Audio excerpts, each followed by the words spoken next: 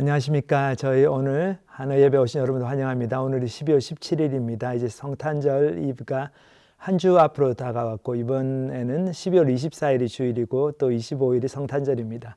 그래서 저희가 예배를 그냥 연이어서 이틀 동안 또 하나님께 영광 돌릴 수 있는 기회가 있어서 참 감사합니다. 저희도 성탄절 생각해 보면은 예수님의 예수님의 오신 모습을 보면은 참 하나님의 마음을 알 수 있습니다.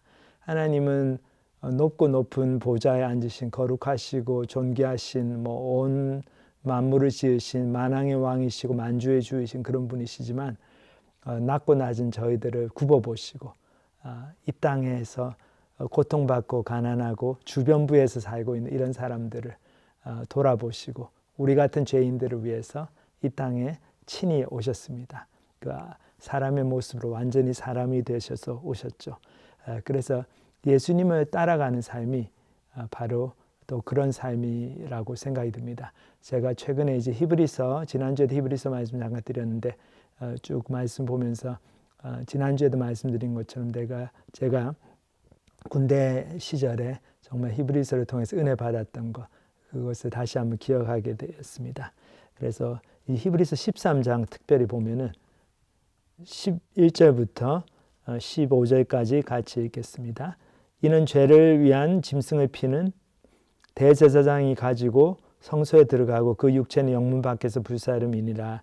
그러므로 예수도 자기 피로써 백성을 거룩해 하려고 성문 밖에서 고난을 받으셨느니라. 그런즉 우리는 그 능력을 지고 영문 밖으로 그에게 나아가자. 우리가 여기는 영구한 도성이 없고 오직 장차 올 것을 찾나니 이러므로 우리가 예수로 말미암아 항상 찬미의 제사를 함께 드리자. 이는 그 이름을 증거하는 입술의 열매니라. 그래서 여기 보면은 예수님께서 우리에게 오셔가지고 구약에서 그 희생제물을 드리고 제사장을 통해서 저희가 이스라엘 백성들이 그렇게 죄 용서함을 받고 그랬는데 그때 희생제물을 다 드리고 나가지고 남은 것들을 다 불사르고 갖다 버리고 그런 장소가 바로 성문 바깥이었습니다. 그러니까 영문 바깥. 그래서 그곳은 꼭 쓰레기장 같은 곳이죠. 거기서 온갖 그 짐승의 시체들이 그 남은 부분들이 다 불로 태워지고 그런 장소였는데 예수님께서 그런 곳으로 오셨다는 거죠. 예수님께서 자기 몸을 제물이 되어가지고 우리를 위해서 십자가에 죽으시고 그리고 예수님께서 죽으신 곳이 그 삐까뻔쩍한 이런 대단한 도시가 아니고 바로 영문 밖, 성문 밖, 그 아무도 찾지 않는 그 쓰레기장 같은 그런 곳으로 가셔서 그 골고다 언덕에서 죽으셨다. 마치 그 구약 성경의 그 제물로 바쳐진 동물의 그 남은 부분들 그 몸이 다 그렇게 쓰레기장처럼 버려져 가지고 거기서 타는 것처럼 불로 살라지는 것처럼 그렇게 하셨다는 건데 그것을 보면서 우리가 우리도 예수님 같은 삶을 살자. 여기 보면 13절에 그러죠. 그런즉 우리는 그 능력을 지고 영문 밖으로 그에게 나아가자. 우리가 여기는 영구한 도성이 없고 오직 장차 올 것을 찾나니 이러므로 우리가 예수로 말미암아 항상 찬미의 제사를 하나님께 드리자. 이는 그 이름을 증거하는 입술의 열매니라. 그래서 저희가 오늘 이제 성탄절 말씀을 또 통해 가지고 함께 은혜 받을 때 아기 예수로 오신 그 예수님이 바로 영문 밖으로 나가서 우리를 위해서 십자가를 지신 그 예수님, 그 목적을 위해서 오신 분이다. 그걸 생각하면서 저희도 자꾸 높아지고 출세하고 성공하고 잘나려고 애를 쓰고 말고 그러다 보면은 예수님께 주신 사명 다 잊어버리고 그냥 인생 낭비하다가 이제 갑니다. 그러면 후회만 잔뜩 남는 인생이죠. 근데 그게 아니고 낮은 곳으로 힘든 사람들, 없는 사람들, 복음을 못 들어본 사람들 그런 곳으로 저희들이 영문 바깥으로 성문 바깥으로 찾아 나서 가지고 그곳에서 저희도 희생하고 산제물로 드려지는 그런 삶을 살 때 그것을 통해서 하나님께서 영광 받으시고 또 하나님께서 많은 열매를 맺으십니다. 그래서 저희가 지난주에도 선교 말씀을 드렸는데 선교하는 삶이 바로 그런 거죠. 이곳에서 잘 먹고 잘 살고 수 있었던 그 많은 미국 선교사들이 중국과 한국과 일본으로 들어왔습니다. 특히 한국에 그 선교사님들이 들어와서 우리 한국이 일제의 치하에서 너무나 힘들고 희망이 없을 때 복음을 통해서 저희들에게 희망을 심어주고 특별히 학교를 세워가지고 많은 젊은이들을 교육하고 우리 또 어린 여자아이들 교육의 기회가 없었는데 그 아이들한테 한글을 가르치고 영어를 가르치고 복음을 전하고 그래서 저희 한국이 정말 복음 때문에 이만큼 발전하고 또 복음을 이제 전하는 그런 나라가 되었죠. 해외로 선교사를 파송하고 선교하는 삶이 바로 예수님처럼 영문 밖으로 나가는 삶입니다. 우리가 여기는 연구한 도성이 없다. 이 땅에서 잘 먹고 잘 사는 게 우리 크리스찬들의 인생의 목적이 되어서는 안 됩니다. 이 땅에서는 연구한 도성이 없어요. 이 땅은 우리 집이 아니에요. 여기는 잠깐 있다가 떠날 곳입니다. 그러니까 이 땅에서 천년만년 살 것처럼 찢고 뽑고 그렇게 걱정하고 근심하며 아둥바둥 살다가 인생 낭비하지 않고 복음 때문에 영문 밖으로 나가서 성문 밖으로 나가서 복음 전하고 그것을 위해서 저희의 삶을 투자하는 저와 여러분들이 되시기를 기도합니다. 저희 이제 찬양 한 곡 듣고 부르고 오늘 또 하나님 말씀 우리 성탄의 의미를 생각하는 또 하나님 말씀 함께 묵상하도록 하겠습니다.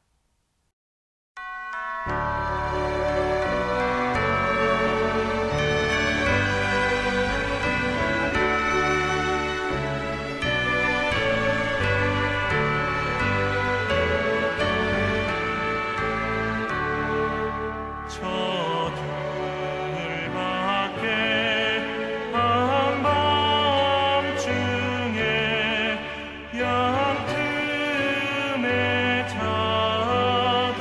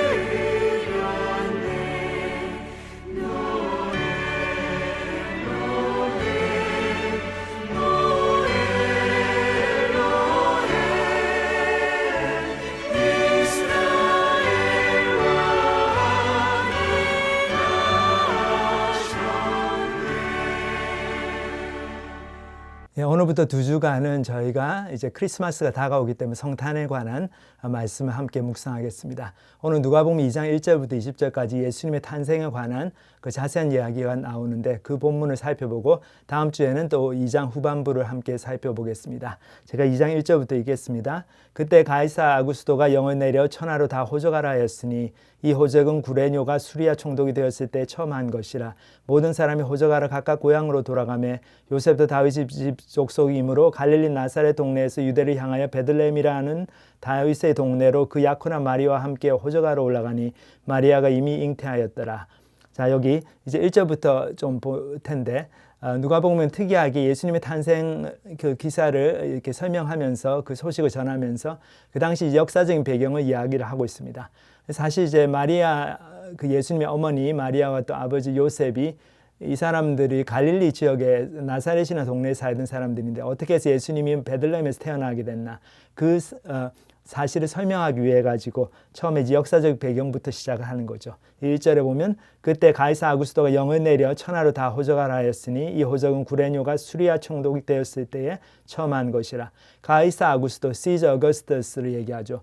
탁월한 군인이자 정치 지도자였습니다. 그래서 이 사람이 정말 로마 제국을 너무나 번창시킨 사람이죠. 그렇기 때문에 그 전까지 이제 로마가 공화정이었는데 그 의회에서 모든 그 의원들이 그 가이사 아구스토에게 절대 권력을 부여하는데 동의를 하고 그 사람을 이제 첫 황제로 이렇게 만들어 버립니다.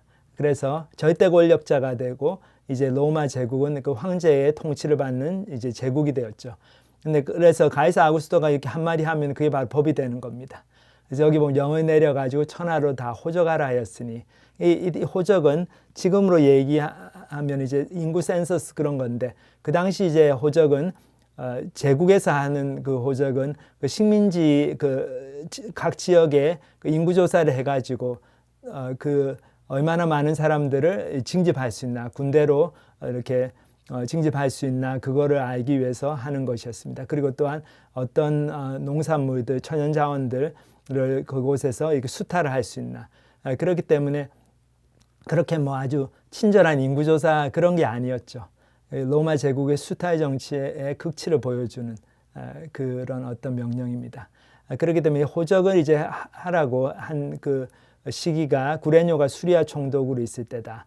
굉장히 역사적인 자세한 그 배경을 누가복음은 이야기를 하고 있습니다. 그래서 이 절대 권력을 가진 가이사 아구스토가 이렇게 영을 내리니까 다 사람들이 호적하러 가야 되죠. 근데 이스라엘도 우리나라와 비슷해가지고 이 호적을 하는 그 자기의 그 본적은 사람들이 지금 살고 있는 동네하고는 틀린 경우가 대부분이었죠. 그래서 여기 보면은 모든 사람이 호적하러 각각 고향으로 돌아가매 요셉도 다윗의 집 족속이므로 갈릴리 나사렛 동네에서 유대를 향하여 베들레헴이라 하는 다윗의 동네로 그 약혼한 마리아와 함께 호적하러 올라가니 마리아가 이미 잉태하였더라. 요셉이라는 사람이 갈릴리의 나사렛 동네에 살고 있었는데 가난한 목수였죠. 그리고 그 아내가 마리아하고 막 정혼을 했습니다. 그렇기 때문에 약혼을 한 사이인데 이제 그 당시 이제 약혼이라는 게 이제 오늘날로 얘기하면 결혼한 사이지만 아직 그렇게 같이 동침하고 그런 사이는 아니었어요. 근데 이 천사가 나타나 가지고 마리아와 요셉에게 각각 개별적으로 이 예수님께서 그 아기 예수로 이 땅에 오시는데 그 성령님의 능력으로 마리아의 몸을 통해서 잉태가 될 것을 말씀하십니다. 그래서 정말로 그 마리아가 정말 성령의 능력으로 이제 잉태를 하게 됩니다. 그래서 아기 예수를 이제 자기의 뱃속에 가지게 되는데 이 임신한 마리아를 데리고 이제 요셉은 자기의 본적인 그 베들레헴이라고 하는 그 원래 다윗 왕의 그 고향이죠. 그곳까지 올라가야 됐습니다. 근데 나사렛 그 갈릴리 나사렛에서 베들레헴은 한 90마일 떨어진 그런 먼 길이었어요. 북쪽에서 남쪽으로 이렇게 쭉 내려와야 되는데, 근데 마리아는 이제 만삭의 몸이 되었고, 그러니까 너무 여행하기 안 좋은 시기였지만 마리아하고 요셉이 뭐 아무 힘이 없는 그런 그냥 백성이니까 황제가 시키면 뭐 해야죠. 어떡합니까? 그래서 꾸역꾸역 이제 데리고 마리아를 아마 이렇게 영화에 보면 나오지만 이렇게 나귀에 이렇게 태우고 이제 요셉이 그 머나먼 길을 떠납니다. 한 3일 길을 여행을 한 것 같아요. 그래서 베들레헴 동네에 도착합니다. 근데 어떻게 됩니까? 여기 보면 그 다음 절에 보면 거기 있을 그때 해산한 날이 차서 첫 아들을 낳아 강보로 쌓아서 구유에 누웠으니 이는 여관에 있을 곳이 없음이러라. 아마 베들레헴 동네에 딱 도착했는데 동네에 가보니까 이 크지도 않은 동네에 아마 그 호적하러 많은 사람들이 왔던 것 같아요. 그래서 여관을 구할 줄 알고 찾아봤는데 하나도 이렇게 방이 없는 거죠. 그래서 할 수 없이 그 근데 마침 또 이게 일이 안 풀리려고 하니까 마리아가 거기서 이제 막 배가 아파가지고 막 이제 아기가 나오는 거예요. 그래서 아기를 그냥 낳게 되는데 어디서 낳게 됩니까? 여기 보면은 강보에 싸서 구유에 누였다. 그런 말이 나오죠. 여기 강보라는 표현은 그 아이들을 이렇게 신생아가 나왔을 때 이렇게 돌돌 말아가지고 꼭 우리 브리도처럼 이렇게 여기 슬라이드에서 나온 것처럼 이렇게 아기를 이렇게 싸는 그런 이제 배옷이죠. 그리고 구유는 그 소나 말이 그 먹이를 먹는 그 먹이통입니다. 근데 이제 먹이통이 이렇게 좀 침대 비스무리하게 생겼으니까 아기를 갖다 강보에 싸가지고 예수님을 그 구유에 누인 거죠. 그러니까 여관에 있을 곳이 없어가지고 마구간에서 예수님께서 이렇게 태어나신 겁니다. 근데 여기서 저희가 하나 생각해 볼 수 있는 게 참 예수님께서 지지리도 힘들게 태어나신 거죠. 근데 마리아하고 요셉이 좀 돈이 있었으면 어떻습니까? 뭐 따따블로 주겠다 그랬으면 여관 주인이 뭐 자기 집이라도 자기 방이라도 내주었겠죠. 돈이 없으니까 우리 한국에서 유전무죄, 무전유죄 그런 말들 예전에 하고 그랬는데 돈이 없는 게 죄라는 거죠. 근데 참 이런 가난한 부모님 밑에서 예수님이 태어났다는 게 참 저희한테 은혜가 됩니다. 결국 여기서 무엇을 보여줍니까? 예수님은 탄생 때부터 저희의 아픔과 힘든 삶을 함께 하시는 분이라는 거죠. 그래서 이 세상에 소위 얘기한 루저로 오셨어요. 그렇게 잘 나가는 금수저, 은수저 인생으로 오신 게 아니고 흙수저 중에 흙수저로 오셨죠. 그래서 우리 중에 누가 마구간에서 태어난 사람이 있습니까? 아마 거의 없을 거예요.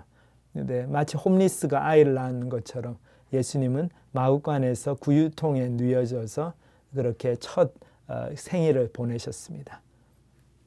근데 이제 그 다음 장면을 보면은 또 한 부류의 이 루저가 나옵니다. 참 인생이 잘 안 풀린 사람들, 목자들이죠. 여기 8절 9절 보면 그 지역의 목자들이 밤에 밖에서 자기 양떼를 지키더니 주의 사자가 곁에서 오고 주의 영광이 그들을 두루 비추매 크게 무서워하는지라. 자, 밤이 되었으면 날도 춥고 그럴 텐데 집에서 자야 되는데 이 목자들은 밖에서 잤어야 돼요. 왜냐하면 양떼들하고 같이 지내야 되기 때문에. 그러니까 그 좋은 직업이 아니죠. 그 당시 유대 사회에서 굉장히 멸시받고 천대받던 직업입니다.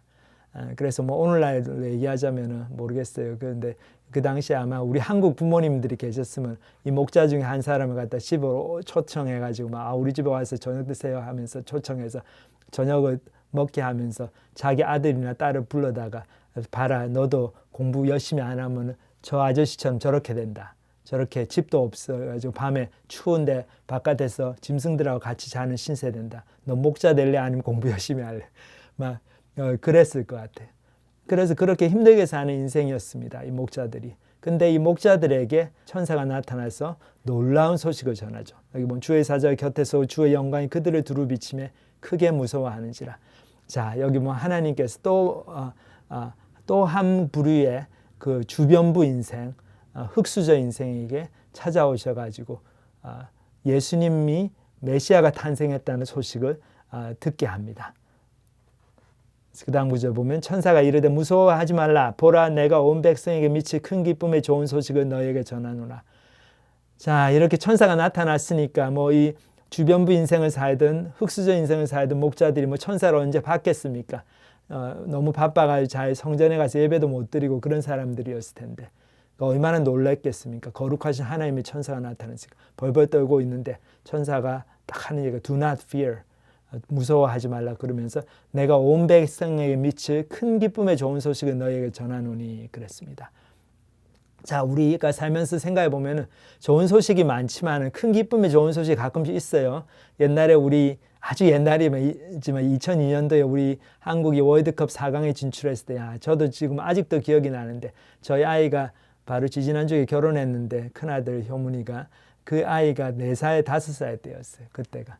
근데 새벽에 일어나가지고 미국에서 그 축구 보면서 너무 정말 환호하고 기뻐하고 했던 기억이 나는데, 근데 그 큰 기쁨의 좋은 소식이지만은 이것이 온 백성에게 미치는 큰 기쁨의 좋은 소식은 아니죠. 우리는 기분이 좋아서 기뻐했습니다. 스페인을 이겼을 때 승부차기 해가지고. 근데 스페인 사람들은 얼마나 슬퍼했겠습니까? 얼마나 뭐 이를 부득부득 갈았을 것 같아요. 그 축구도 못하는 한국한테 우리가 지다니. 이 세상에 많은 기쁜 소식들은 일정한 사람들에게만 제한된 기쁜 소식입니다. 많은 경우에 내가 이 직장에 대해서 기뻐하면 또 다른 많은 사람들이 이 직장이 안 됐기 때문에 슬퍼하겠죠. 그러니까 나의 기쁨이 다른 사람의 슬픔이고 다른 사람의 기쁜 소식이 나의 슬픔이고 그렇습니다. 왜 그렇습니까? 우리가 이 경쟁 사회에서 살아가기 때문에. 직장에서 뭐 직장을 이렇게 지원하는데 딱 한 자리 있는데 내가 되면 내 친구가 안 되는 거고 내 친구가 되면 내가 안 되는 거죠. 자, 그런데 예수님이 오셨다. 이 소식은 큰 기쁨의 좋은 소식인데 온 백성에게 미치는, 온 백성에게, 모든 사람에게 해당되는 그런 큰 기쁨의 좋은 소식이라는 거죠. 왜 그렇습니까? 예수님은 이 땅에 오신 이유가 우리를 그 죄의 사슬로부터 해방시켜 주시기 위해서 오신 거죠. 근데 우리가 모두 죄인이기 때문에 이 세상이 잘난 사람이든 못난 사람이든 죄 문제 앞에서는 큰 소리 칠 사람이 아무도 없죠. 우리 모두 지옥으로 가는 인생이고 하나님의 심판 아래에 있는 인생인데 그 인생을 지옥으로 가고 있는 인생을 구원하시기 위해서 예수님께서 아기 예수로 마구간에서 태어나셨습니다. 그러니까 이것이 온 백성에게 미칠 큰 기쁨의 좋은 소식인 거죠.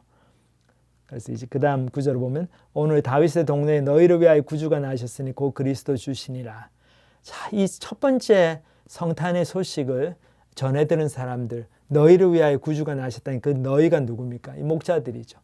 밤에 추운 데서 고생하면서 양들 틈에서 자고 있었던, 배운 것도 많이 없고 인생도 잘 안 풀리고 뭐 목자 너무 되고 싶어서 뭐 목자 된 사람은 거의 없거든요. 다 어떻게 인생이 잘 안 풀렸기 때문에 나름대로 다 사연이 있었을 것 같아요. 왜 이 사람들이 목자가 됐는지. 그래서 안 풀리는 인생, 흙수저 인생이지만 하나님께서 오셔가지고 그 인생들에게 야, 기죽지 마라. 너희를 위하여 구주가 나셨다. 오늘 다윗의 동네에 그리스도 주시니라. 메시아가 나셨다. 그리스도란 말이지 메시아, 이 세상을 구원하시는 구원자라 그런 말이죠. 그 구원자가 오시는 것이 구약 성경에서 예언이 되어 있습니다. 그래서 그 예언이 성취되는 그 소식을 지금 목자들이 듣고 있습니다.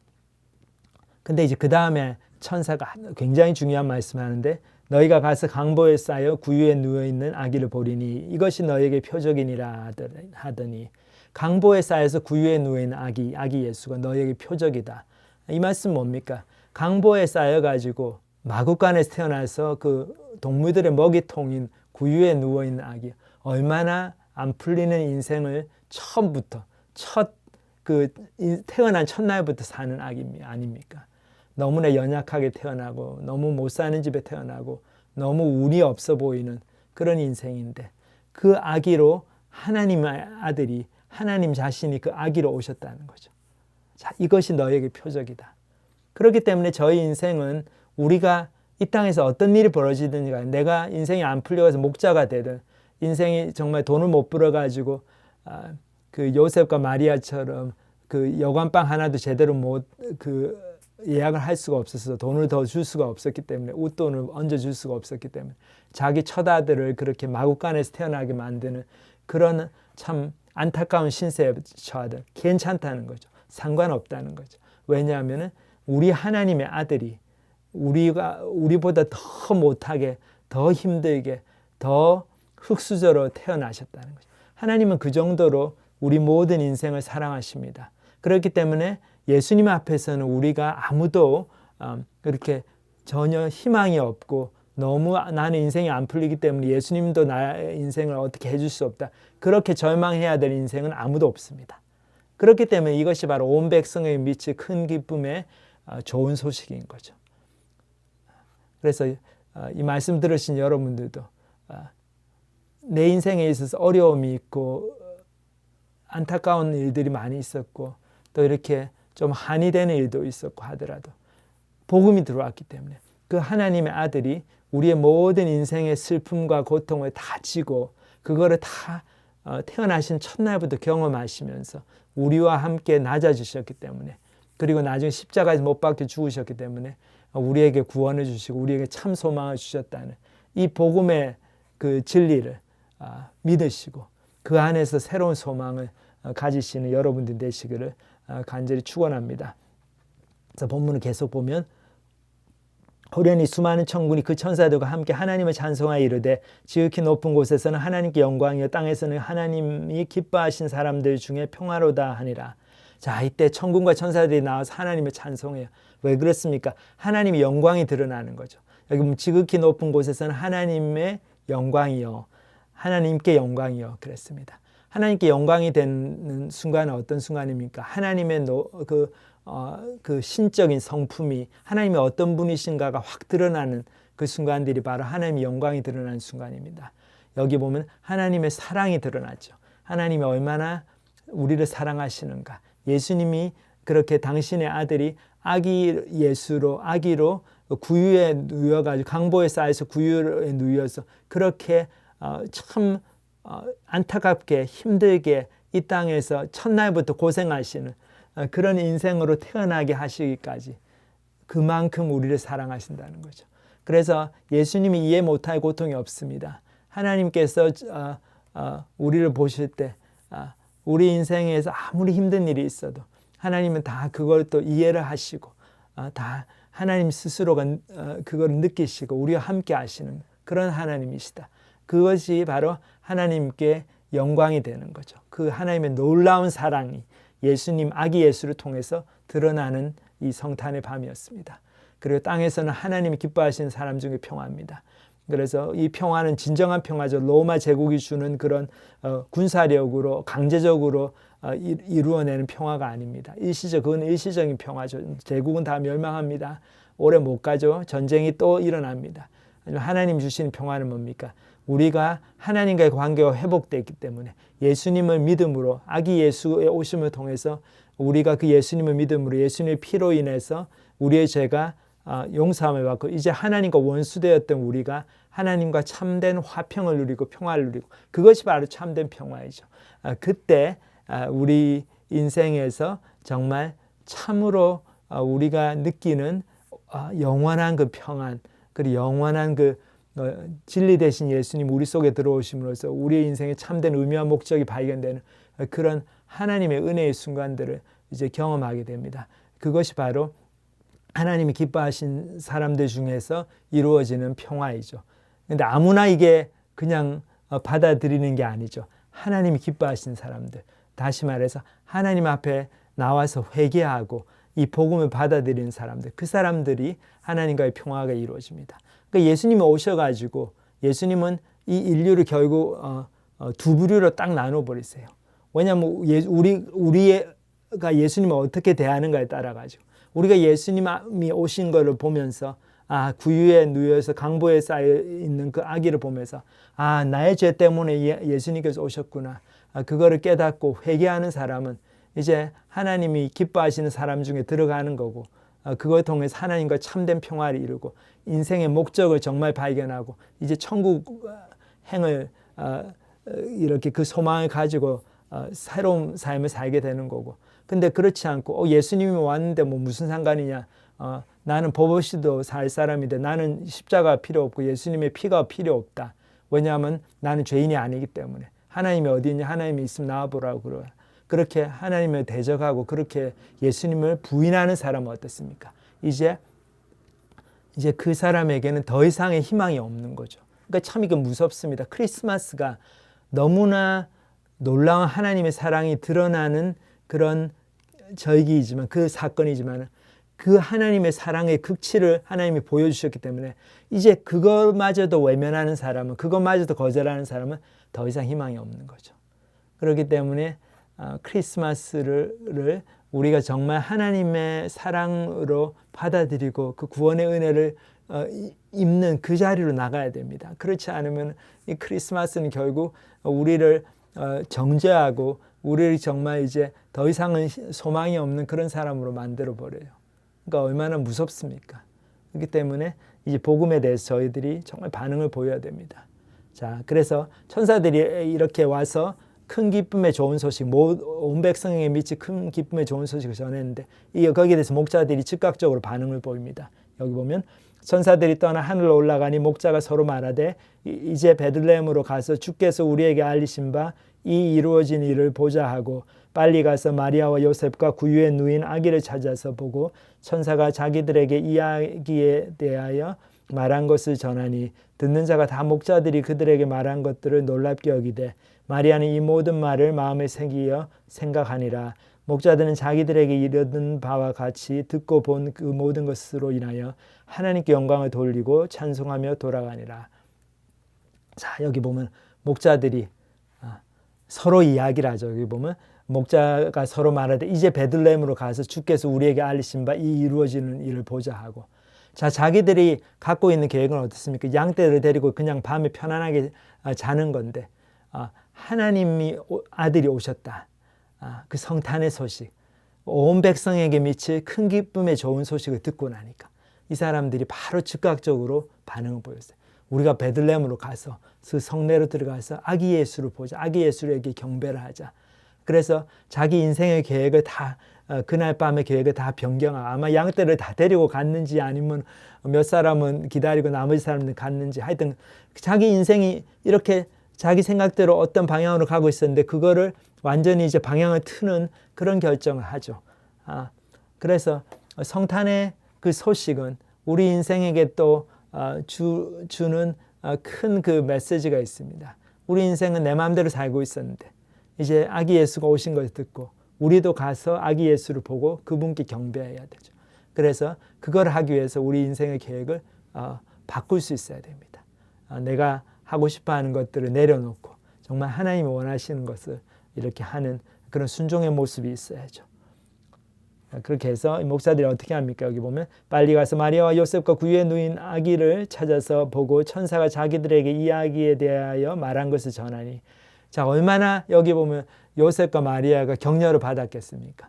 그 마구간에서 아기 예수를 그냥 구유통에 누워가지고 태어났는데 아마 마리아도 그렇고 요셉도 그렇고 좀 낙심이 됐을 것 같아요. 뭐 성령으로 잉태돼서 아이가 나온다고 그랬는데 이게 뭐냐?